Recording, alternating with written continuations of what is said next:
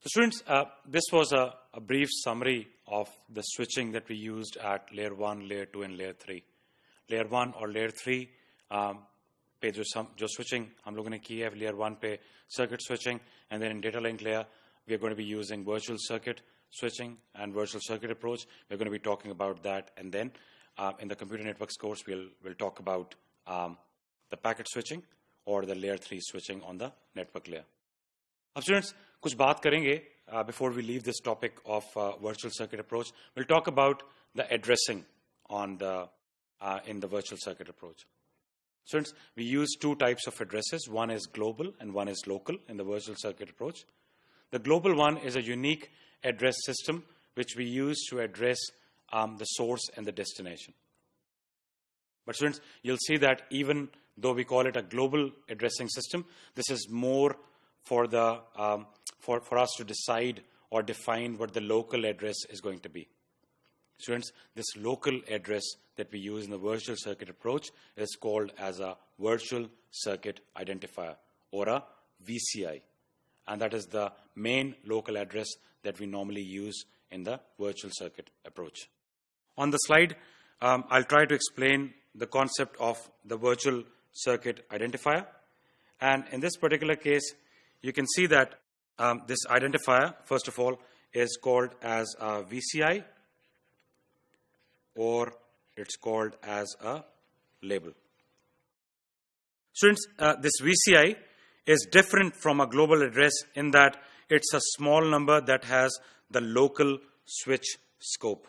So this VCI or label has a local switch scope. It is not used outside the switch and outside the virtual circuit network that we have got. Students, गौर कीजिएगा, when a frame, data link layer का concept है, virtual circuit approach हम लोग use कर रहे हैं. So when a frame which is this one, which it arrives to a particular switch, it will have a certain VCI number. This VCI number is the one that has been allocated to this frame by the previous switch that it is coming from. Now students, when this frame arrives at the switch, it has one VCI, and when the same frame leaves this particular switch S, it has a different VCI. So the label is switched, or the VCI is switched by every single switch. Students, note that this VCI, it does not need to be a large number, since each switch can have its own unique set of VCIs. As you can see, we have got a switch table in a virtual circuit network, and that switch table is simply there to map the incoming VCI with the outgoing VCI, and this table is maintained in every single switch. So students, as an example, we'll talk about the data transfer phase. What you're looking at on your slide is the data transfer phase of the VCI approach. So as an example, we'll talk about this particular phase to see how these VCIs, they actually work. Students, in this case, we are trying to transfer a frame from a source to its destination, a stream of frames actually. All switches in this case will need to have a table, and this table will have an entry for this virtual circuit. Students, in the table that you're looking at in the slide, it has 4 columns, and there is a incoming column, incoming port column, then there is an incoming VCI number column, then you have an outgoing port column, and then you have an outgoing VCI column.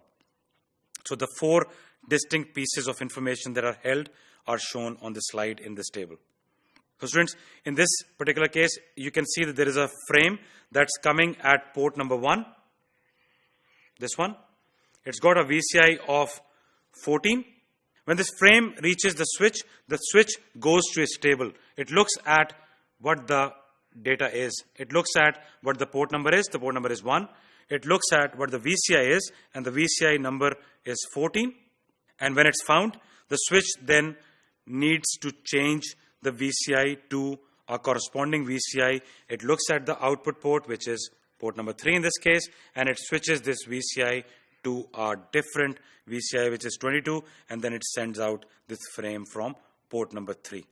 So students, in this particular case, in the data transfer phase, every single frame it comes in, this label or the virtual circuit identifier, it comes in with a particular label and a VCI, and the switch looks at the VCI or the virtual circuit identifier table, and then it switches this table and sends this frame out. Students, this data transfer phase, as you know, it will remain active until the source has sent all its frames to the destination, and the procedure at the switch is exactly the same for each frame of this message. It essentially creates this process. It essentially creates a virtual circuit, not a real circuit, between the source all the way to the destination while this VCI switching is happening continuously.